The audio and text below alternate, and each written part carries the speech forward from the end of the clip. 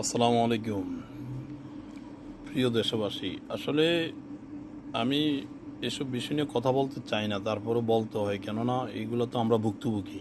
আমাদের জীবনের অর্ধেকটা সময় তো চলে গেছে এগুলা কষ্ট সইতে সইতে। আজকে যদি আবারও কষ্ট সইতে আমাদের যারা বাচ্চা কাচ্চা আসবে, এদের অবস্থা কী হইব? এরা তো মুখে কষ্টই হয়তো বোবা হয়ে যাবে, এই জন্য প্রতিবাদ করা লাগে।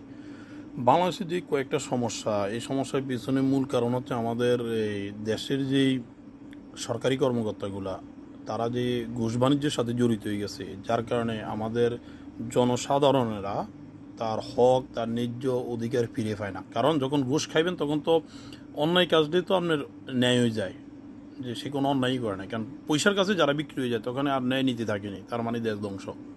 এ হচ্ছে প্রথম মূল কারণ এটা আমাদের। তাইলে আমাদের মেন যে যারা সার্ভিস দেয়, জনগণের সার্ভিস দেয়, ধরেন সরকারি কর্মকর্তাগুলো তো সার্ভিস দেয়, সরকারি লোক বললে তো সার্ভিস দেয়। একজন লোক তো ধরেন সরকারি লোক হইলে তার সব পাওয়ার থাকে, সব, মানে একটা সাধারণ যেন ওসি প্রদীপ 250 লোক মারছে, শুধু পাওয়ার কি ছিল? পুলিশ। যদি ওসি প্রদীপ সাধারণ লোক হইতো, আমার মতো সাধারণ লোক হইতো, আর 250 লোক মারতে পারতো? সহজ একটা প্রশ্ন। তাহলে চিন্তা করেন, সে কি লাইসেন্স করা গুন্ডা ছিল? লাইসেন্স করা গুন্ডা ছিল। তো বাংলাদেশে যারা সরকারি লোক তারা মনে করে যে আমরা তো সরকারের লোক, আমরা পাপ করলে বা আমরা অপরাধ করলে কি কোনো অপরাধ নাকি?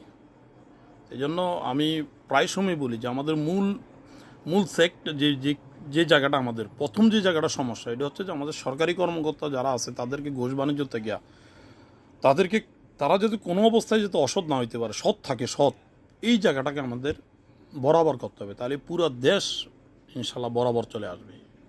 এই হচ্ছে প্রথম। দ্বিতীয় সেক্টর হচ্ছে, যদি আমরা দেশের উন্নত নিতে যাই, উন্নত শীঘ্র নিতে যাই, তাহলে আমাদের কী করতে হবে?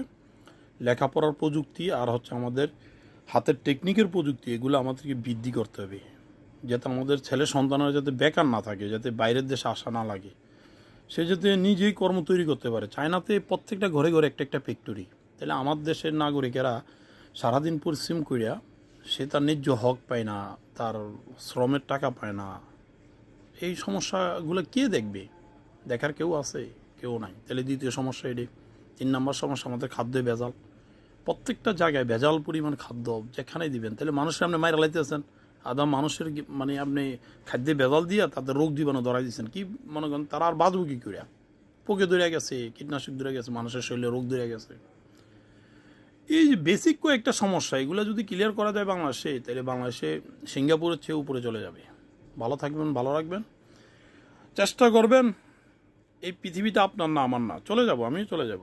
হয়তো অনেকে সরকারি কর্মকর্তা আমার কথাগুলো শুনলে হয়তো জ্বলবো, যে এই লোকটা তো বেশি পটর পটর করে, তারে আসলে চাইজ করা দরকার, অনেকে মনে করতে পারে। আর আমি এই ক্ষেত্রে কখনো ভয় পাই না। কেন পাই না? কারণ মৃত্যু তো আমার সামনেই, আমি জানি আমি মরতে হবে।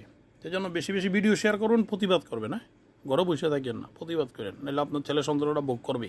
আমরা ভোগ করছি, আমার বাবারা চুপ ছিল, আমাদের প্রজন্ম, আগের প্রজন্ম চুপ ছিল, এই জন্য আমরা কষ্ট ভোগ করছি। আজকে যদি আপনি চুপ থাকেন, তো আপনার ছেলে সন্তান এটা ভোগ করবে ইনশাল্লাহ। অপেক্ষা, সময়ের অপেক্ষা। আসসালামু আলাইকুম।